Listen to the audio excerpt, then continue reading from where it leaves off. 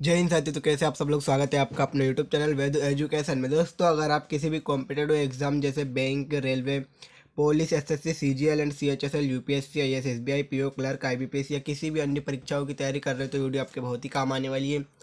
तो आज का अपना टॉपिक है पॉलिटिकल जीके इन हिंदी पार्ट 10। जी हाँ दोस्तों, पार्ट 10 है ये। इससे पहले और वीडियो अपलोड हो चुके हैं यूट्यूब पर, यही देख सकते हैं आप यहीं पर जाकर। तो चलिए शुरू करते हैं। फर्स्ट क्वेश्चन है, राज्यों के गवर्नर संविधान के अंतर्गत किसके प्रति अपना आचरण के लिए उत्तरदायित्व होते हैं। जो राज्यों के जो गवर्नर है वे संविधान के अंतर्गत किसके प्रति अपने आचरण के लिए उत्तरदायित्व होते हैं। तो किसके प्रति अपने आचरण के लिए उत्तरदायित्व होते हैं, तो इसका आंसर रहेगा राष्ट्रपति। जी हाँ दोस्तों, राष्ट्रपति के प्रति उनके आचरण के प्रति उत्तरदायित्व होते हैं। क्वेश्चन नंबर 2, निम्नलिखित में से कौन भारत के राष्ट्रपति की इच्छा तक ही पद पर बना रहता है। कौन है जो राष्ट्रपति की इच्छा तक ही पद बना रहता है उसका, तो इसका आंसर रहेगा राज्यपाल। जी हाँ दोस्तों, राज्यपाल जो है यह राष्ट्रपति की इच्छा तक ही पद बना रहता है राज्यपाल का। क्वेश्चन नंबर 3, राज्यपाल सोने के पिंजरे में निवास करने वाली चिड़िया के समतुल्य है। जो राज्यपाल है वो सोने के पिंजरे में निवास करने वाली एक चिड़िया के समतुल्य है, चिड़िया के समान है। यह कथन किसका है, किसका यह कथन, तो इसका आंसर रहेगा सरोजिनी नायडू। जी हाँ दोस्तों, सरोजिनी नायडू का यह कथन है कि राज्यपाल एक सोने की चिड़िया है, सोने की चिड़िया में निवास करने वाली एक चिड़िया के समतुल्य है। क्वेश्चन नंबर 4, गवर्नर द्वारा जारी किया गया अध्यादेश किसके द्वारा मंजूर किया जाता है। जो गवर्नर द्वारा जारी किया जाता है वो किसके द्वारा मंजूर किया जाता है, कौन पहले उसी मंजूरी देता है तब जाकर गवर्नर द्वारा वह जारी किया जाता है। तो इसका जो आंसर रहेगा यह है विधानमंडल। जी हाँ दोस्तों, विधानमंडल से मंजूरी लेने के बाद गवर्नर जो है वह यहाँ जारी किया जाता है, जारी करती है इसको। क्वेश्चन नंबर 5, राज्यपाल द्वारा जारी किए गए अध्यादेशों पर कौन सी कार्रवाई आवश्यक होती है, किसकी कार्रवाई आवश्यक होती है, तो इसका जो आंसर रहेगा राज्य विधानमंडल की स्वीकृति। जी हाँ दोस्तों, राज्य विधानमंडल की स्वीकृति होती है और फिर राज्यपाल द्वारा जो किए जाते हैं ना उन पर राज्य विधानमंडल की स्वीकृति होती है। क्वेश्चन नंबर 6, राज्यपाल द्वारा जारी किए गए अध्यादेश कितने समय में स्वतः समाप्त हो जाते हैं। जो राज्यपाल द्वारा जारी किए गए अध्यादेश है वह कितने समय के लिए समाप्त होते हैं, तो इसका जो आंसर है वो होगा 6 सप्ताह के लिए। जी हाँ दोस्तों, 6 सप्ताह में राज्यपाल द्वारा जारी किए गए अध्यादेश की समाप्ति हो जाती है। क्वेश्चन नंबर 7, राष्ट्रीय विकास परिषद की बैठक में राज्य का प्रतिनिधित्व कौन करता है। जो राष्ट्र की विकास परिषद की बैठक होती है जिसमें राज्य का प्रतिनिधित्व कौन करता है, तो इसका आंसर जो है वो हो जाएगा मुख्यमंत्री। जी हाँ दोस्तों, मुख्यमंत्री जो है वो प्रतिनिधित्व राज्य में परिषद की बैठक करता है। क्वेश्चन नंबर 8, राज्यों के मुख्यमंत्री क्या होते हैं, नियुक्त होते हैं, मनोनीत होते हैं, चयनित होते हैं, निर्वाचित होते हैं, तो इसका जो राइट आंसर होगा वो होगा ऑप्शन ए, नियुक्त। जी हाँ दोस्तों, नियुक्त होते हैं। राज्यों के जो मुख्यमंत्री होते हैं वहाँ नियुक्त होते हैं। क्वेश्चन नंबर 9, राज्य के गवर्नर को कौन शपथ दिलाता है। जो राज्य का गवर्नर है उसको कौन शपथ दिलाता है, तो इसका राइट आंसर जो होगा ये है ऑप्शन बी, उस राज्य का मुख्य न्यायाधीश। जी हाँ दोस्तों, उस राज्य का मुख्य न्यायाधीश जिस राज्य में शपथ लेने वाला है राज्य का गवर्नर। क्वेश्चन नंबर 10, राज्यपाल का पद गाड़ी के 5वें पहिए के समान बनकर रह गया था। इसका मतलब यह है कि जो राज्यपाल का पद है वह गाड़ी के 5वें, यानी कि गाड़ी में जैसे चार पहिए रहते हैं नॉर्मली, तो 5वें पहिए का कोई काम नहीं रहता ज़्यादा, तो यही कहना चाहते हैं कि राज्यपाल का पद गाड़ी के 5वें पहिए के समान बनकर रह गया था। किसके युग में रह गया था, तो इसका आंसर जो हो जाएगा नेहरू के युग में। जी हाँ दोस्तों, नेहरू के युग में यहाँ गाड़ी के 5वें हिस्से के समान बनकर रह गया था राज्यपाल का पद। क्वेश्चन नंबर 11, मध्य प्रदेश के प्रथम मुख्यमंत्री कौन थे। मध्य प्रदेश के प्रथम मुख्यमंत्री कौन थे, तो इसका आंसर है जो हो जाएगा रविशंकर शुक्ल। जी हाँ दोस्तों, रविशंकर शुक्ल जो है वो मध्य प्रदेश के प्रथम मुख्यमंत्री थे। क्वेश्चन नंबर 12, बिहार के प्रथम मुख्यमंत्री थे कौन थे, तो इसका आंसर हो जाएगा डॉक्टर श्री कृष्ण सिंह। जी हाँ दोस्तों, डॉक्टर श्री कृष्ण सिंह जो है वह बिहार के प्रथम मुख्यमंत्री बने थे। क्वेश्चन नंबर 13, उत्तर प्रदेश की प्रथम महिला मुख्यमंत्री कौन थी। उत्तर प्रदेश में प्रथम महिला मुख्यमंत्री कौन थी, तो आंसर आएगा सुचेता कृपलानी। जी हाँ दोस्तों, सुचेता कृपलानी जो है उत्तर प्रदेश की प्रथम महिला मुख्यमंत्री बनी थी। क्वेश्चन नंबर 14, निम्नलिखित में से किस मुख्यमंत्री का सबसे अधिक कार्यकाल रहा। इनमें से कौन से मुख्यमंत्री है जिनका कार्यकाल सबसे अधिक रहा है? तो इसका आंसर हो जाएगा ज्योति बसु। जी हाँ दोस्तों, ज्योति बसु जो है इनका कार्यकाल सबसे अधिक रहा है। क्वेश्चन नंबर 15, किसको समाप्त किया जा सकता है पर भंग नहीं किया जा सकता? इनमें से कौन है जिसको समाप्त तो किया जा सकता है परंतु भंग नहीं किया जा सकता है? तो इसका राइट आंसर रहेगा विधान परिषद। जी हाँ दोस्तों, विधान परिषद जो है इसको समाप्त किया जा सकता है, समाप्त तो किया जा सकता है मगर भंग कभी नहीं किया जा सकता है विधान परिषद को। क्वेश्चन नंबर 16, विधान परिषद को समाप्त करने वाला आखिरी राज्य कौन है? विधान परिषद को समाप्त करने वाला इनमें से आखिरी राज्य कौन सा है? तो इसका आंसर हो जाएगा तमिलनाडु। जी हाँ दोस्तों, तमिलनाडु जो है यह सबसे आखिरी राज्य है जिसने विधान परिषद को समाप्त किया है। क्वेश्चन नंबर 17, राज्य के विधान परिषद के कितने सदस्य विधानसभा द्वारा चुने जाते हैं? तो आंसर होगा ऑप्शन बी। जी हाँ दोस्तों, ऑप्शन बी है जो इसका राइट आंसर होगा। जो राज्य के विधान परिषद के सदस्य विधानसभा द्वारा चुने जाते हैं तो भाई 3 में से 1 चुने जाते हैं, इसका आंसर हो जाएगा। क्वेश्चन नंबर 18, वह राज्य जहाँ विधान परिषद नहीं है, वह राज्य जहाँ विधान परिषद नहीं है, तो इसका राइट आंसर हो जाएगा राजस्थान। जी हाँ दोस्तों, राजस्थान जो है यहाँ पर विधान परिषद जो है यहाँ पर उपलब्ध नहीं है राजस्थान में। क्वेश्चन नंबर 19, संविधान के प्रावधानों के अनुसार निम्नलिखित में से किसको समाप्त किया जा सकता है? संविधान के प्रावधानों के अनुसार निम्नलिखित में से किसको समाप्त किया जा सकता है? तो इसका राइट आंसर हो जाएगा विधान परिषद। जी हाँ दोस्तों, विधान परिषद जो है इसको संविधान के प्रावधानों के अनुसार समाप्त किया जा सकता है। जी हाँ, संविधान के प्रावधानों के अनुसार इसको समाप्त किया जा सकता है विधान परिषद को। क्वेश्चन नंबर 20, निम्न में से किस राज्य में द्विसदनात्मक विधायिका नहीं है? निम्न में से किस राज्य में द्विसदनात्मक विधायिका नहीं है? तो इसका राइट आंसर क्या होगा? तो इसका राइट आंसर होगा राजस्थान। जी हाँ दोस्तों, राजस्थान में द्विसदनात्मक विधायिका नहीं है।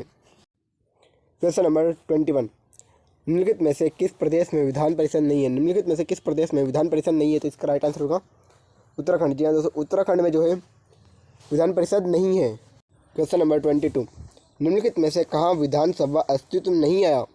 निम्नलिखित में से विधानसभा यहाँ पर अस्तित्व में आया ही नहीं, तो आंसर हो जाएगा लक्षद्वीप। जी हाँ दोस्तों, लक्षद्वीप जो है यहाँ पर विधानसभा अस्तित्व में आया ही नहीं है। 23, विधानसभा अध्यक्ष अपना त्यागपत्र किसको देता है? विधानसभा का जो अध्यक्ष रहता है वह अपना त्यागपत्र किसको देता है? तो इसका आंसर आएगा विधानसभा उपाध्यक्ष को। जी हाँ दोस्तों, विधानसभा उपाध्यक्ष को अपना त्यागपत्र देता है विधानसभा का अध्यक्ष। क्वेश्चन नंबर 24, अस्थायी विधानसभा अध्यक्ष की नियुक्ति कौन करता है? अस्थायी विधानसभा अध्यक्ष की नियुक्ति कौन करता है? तो आंसर रहेगा राज्यपाल। जी हाँ दोस्तों, राज्यपाल जो है वह टेम्पररी विधानसभा अध्यक्ष की नियुक्ति करते हैं।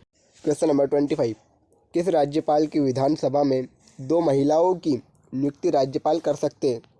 किस राज्यपाल की विधानसभा में कौन सा राज्यपाल है जिसकी विधानसभा में 2 महिलाओं की नियुक्ति राज्यपाल कर सकता है?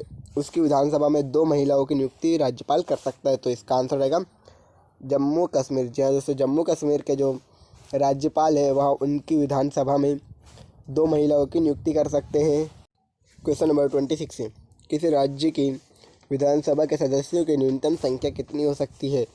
किसी भी राज्य के विधानसभा के सदस्यों की न्यूनतम संख्या कितनी हो सकती है? तो इसका आंसर रहेगा 60। जी हाँ दोस्तों, 60 सदस्यों की न्यूनतम संख्या हो सकती है किसी भी राज्य के विधानसभा में। क्वेश्चन नंबर 27, भारत सरकार का प्रमुख विधि अधिकारी कौन है? भारत सरकार का प्रमुख विधि अधिकारी कौन है? कौन है विधि अधिकारी? तो इसका आंसर रहेगा भारत के महान्यायवादी। जी हाँ दोस्तों, भारत के महान्यायवादी जो है वो भारत सरकार के प्रमुख विधि अधिकार है। जी हाँ दोस्तों, भारत सरकार के प्रमुख विधि अधिकार है। क्वेश्चन नंबर 28, मुख्य सतर्कता आयुक्त की नियुक्ति कौन करता है? मुख्य सतर्कता आयुक्त की नियुक्ति कौन करता है? तो इसका आंसर रहेगा राष्ट्रपति। जी हाँ दोस्तों, राष्ट्रपति जो है मुख्य सतर्कता आयुक्त की नियुक्ति करते हैं। क्वेश्चन नंबर 29, जिला कलेक्टर किस अधिकारी के अधीनस्थ काम करता है? जो जिला कलेक्टर है वो किस अधिकारी के अधीनस्थ कार्य करता है? तो इसका आंसर आएगा संभायुक्त। जी हाँ, जो संभायुक्त है जिसके अंडर में जिसके अधीनस्थ जिला कलेक्टर एक जिला कलेक्टर अधिकारी के रूप में काम करता है। क्वेश्चन नंबर 30, भारत सरकार के सर्वोच्च शासकीय अधिकारी कौन है? भारत सरकार के सर्वोच्च शासकीय अधिकारी कौन है? तो इसका आंसर आएगा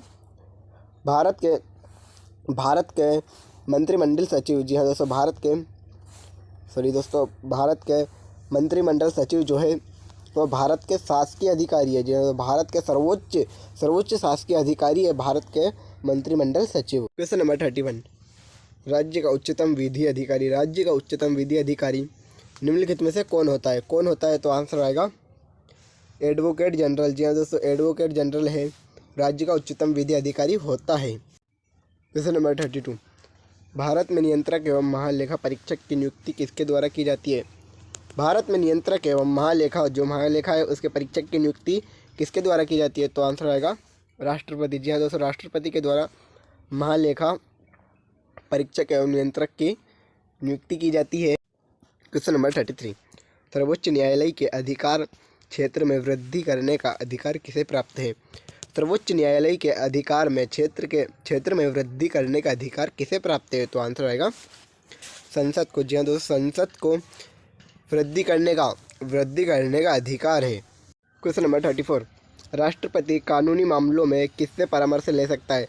जो राष्ट्रपति कानून के मामले आते हैं उसके पास, तो वो किससे राय विचार कर सकता है, परामर्श ले सकता है? तो आंसर आएगा सर्वोच्च न्यायालय। जी हाँ दोस्तों, सर्वोच्च न्यायालय से वहाँ अपने परामर्श ले सकता है।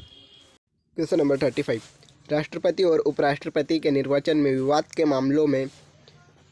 के मामलों को किसके प्रस्तुत किया जाता है? अगर राष्ट्रपति और उपराष्ट्रपति का निर्वाचन होता है और यदि उनमें विवाद का मामला सामने आता है तो यह किसको प्रस्तुत किया जाता है? तो आंसर आएगा भारत का उच्चतम न्यायालय। जी हाँ दोस्तों, भारत का उच्चतम न्यायालय के सामने यह प्रस्ताव आएगा, प्रस्तुत होगा जब भी कोई ऐसा विवाद होगा राष्ट्रपति और उपराष्ट्रपति के निर्वाचन में। क्वेश्चन नंबर 36, भारतीय संसद के दोनों सदनों की संयुक्त बैठक की अध्यक्षता कौन करता है? जो भारतीय संसद है उनके दोनों सदनों की संयुक्त बैठक की अध्यक्षता कौन कर सकता है? तो इसका आंसर आएगा लोकसभा अध्यक्ष। जी हाँ दोस्तों, लोकसभा अध्यक्ष जो है वह अध्यक्षता कर सकता है। क्वेश्चन नंबर 37, निम्नलिखित में से कौन लोकसभा की कार्यवाहियों में भाग तो ले सकता है किंतु मतदान नहीं कर सकता है? निम्नलिखित में से कौन है जो लोकसभा की कार्यवाही में भाग तो ले सकता है किंतु मतदान नहीं कर सकता अपना? तो आंसर हो जाएगा अटॉर्नी जनरल। जी हाँ दोस्तों, जो अटॉर्नी जनरल होगा वहाँ जो लोकसभा की जो कार्यवाही है उसमें भाग तो ले सकता है किंतु वह मतदान नहीं कर सकता है। क्वेश्चन नंबर 38, लोकसभा का सचिवालय सीधे नियंत्रित होता है, किसके द्वारा नियंत्रित होता है सीधे? तो आंसर आएगा लोकसभा अध्यक्ष द्वारा। जी हाँ दोस्तों, लोकसभा अध्यक्ष द्वारा सीधे ही नियंत्रित हो जाता है लोकसभा का सचिवालय। नंबर 39, निर्णायक मत देने का अधिकार है। निर्णायक मत देने का अधिकार है किसको है? तो आंसर आएगा लोकसभा अध्यक्ष को। जी हाँ दोस्तों, लोकसभा अध्यक्ष को जो है वो अपने निर्णय से मत दे सकता है, निर्णायक अधिकार होता है उसको। क्वेश्चन नंबर 40, भारतीय गणराज्य में वास्तविक कार्यकारी प्राधिकारी निम्नलिखित में किसके पास होता है? तो आंसर आएगा इसका मंत्रिपरिषद के पास। जी हाँ दोस्तों, भारतीय गणराज्य में वास्तविक कार्रवाई मंत्रिपरिषद के पास होता है इसका प्राधिकारी। क्वेश्चन नंबर 41, निम्नलिखित में से किस निकाय की अध्यक्षता गैर सदस्य करता है? तो आंसर आएगा इसका राज्यसभा। जी हाँ दोस्तों, राज्यसभा जो है इसके निकाय की अध्यक्षता गैर सदस्य करते हैं राज्यसभा की। क्वेश्चन नंबर 42, राज्यसभा द्वारा लोकसभा को धन विधेयक कितने समय में लौटा दिए जाने चाहिए? राज्यसभा द्वारा लोकसभा के जो धन विधेयक होते हैं वो कितने समय में उनको वापस लौटा देने चाहिए? तो आंसर आएगा इसका 14 दिन में। जी हाँ दोस्तों, 14 दिन में वापस लौटा दिए जाने चाहिए धन विधेयक लोकसभा राज्यसभा द्वारा। क्वेश्चन नंबर 43, निम्नलिखित में से कौन सा राष्ट्रपति के निर्वाचन का भाग है? इनमें से कौन है जो राष्ट्रपति के निर्वाचन का भाग है परंतु महाभियोगी अधिकरण का भाग नहीं है? जो राष्ट्रपति का निर्वाचन का भाग तो है परंतु महाभियोगी अधिकरण का भाग नहीं है, तो इनमें से वह कौन है? तो इसका आंसर आएगा राज्यों की विधानसभाएँ। जी हाँ दोस्तों, राज्यों की विधानसभाएँ जो है वो राष्ट्रपति के निर्वाचन में भाग तो ले सकते परंतु महाभियोगी अधिकारी का भाग नहीं है, वह राष्ट्रपति के निर्वाचन का भाग है। नंबर 44, भारत की संघीय व्यवस्थापिका को किस नाम से जाना जाता है? भारत की जो संघीय व्यवस्थापिका है उसको किस नाम से जाना जाता है? तो आंसर आएगा इसका संसद के नाम से जाना जाता है भारत की संघीय व्यवस्थापिका को। क्वेश्चन नंबर 45, भारतीय संसद के कितने सदन है? भारतीय संसद है उसके कितने सदन है? तो आंसर आएगा इसका 2। जी हाँ दोस्तों, भारतीय संसद में 2 सदन है, भारतीय संसद के 2 सदन है। नंबर 46, भारत की नागरिकता निम्नलिखित में से किस प्रकार से प्राप्त की जा सकती है? भारतीय नागरिकता निम्नलिखित में से किस प्रकार से प्राप्त की जा सकती है? किस प्रकार से प्राप्त की जा सकती है? तो आंसर आएगा ये सभी। जी हाँ दोस्तों, जन्म से, देशीकरण से, वंशानुक्रम से। जी हाँ, अगर आप भारत देश के हैं तो आपको भारतीय देशी से करण से मिल जाएगी, और आपने वहीं जन्म लिया है तो वहाँ से भी आपको नागरिकता मिल जाएगी। और वंशानुक्रम, जैसे आपके दादा परदादा जैसे वंश से चले आते हैं ना, तो फिर ऐसे भी आपको भारतीय नागरिकता प्राप्त हो सकती है। क्वेश्चन नंबर 47, निम्नलिखित में से कौन सी शर्त भारत की नागरिकता प्राप्त करने के लिए नहीं है? तो आंसर रहेगा कौन सी शर्त है? तो इसका आंसर रहेगा संपत्ति स्वामित्व। जी हाँ, तो संपत्ति स्वामित्व यह मैटर नहीं करती कि भारत की, इससे मतलब यह भारत की नागरिकता प्राप्त करने के लिए नहीं है। क्वेश्चन नंबर 48, झारखंड राज्य का गठन कब हुआ? झारखंड जो राज्य उसका गठन कब हुआ? तो आंसर रहेगा इसका 15 नवंबर 2000 में। जी हाँ दोस्तों, 15 नवंबर 2000 में झारखंड राज्य का गठन हुआ था। क्वेश्चन नंबर 49, संविधान के किस अनुच्छेद में धन विधेयक की परिभाषा दी गई है? संविधान के कौन सा अनुच्छेद है जिसमें धन विधेयक की परिभाषा दी गई है? तो आंसर रहेगा इसका अनुच्छेद 110। जी हाँ दोस्तों, अनुच्छेद 110 में जो है विधेयक की परिभाषा दी गई है धन विधेयक की। क्वेश्चन नंबर 50, भारत के संविधान की किस अनुसूची में विभिन्न राज्यों में अनुसूचित क्षेत्रों के प्रशासन और नियंत्रण के लिए विशेष उपबंध है? क्या उपबंध है? कौन से अनुसूची में? तो आंसर रहेगा इसका 5वीं अनुसूची में। जैसे 5वीं अनुसूची में जो है वो भारतीय संविधान की 5वीं अनुसूची में विभिन्न राज्यों के अनुसूचित क्षेत्रों के प्रशासन और नियंत्रण के लिए विशेष उपबंध है।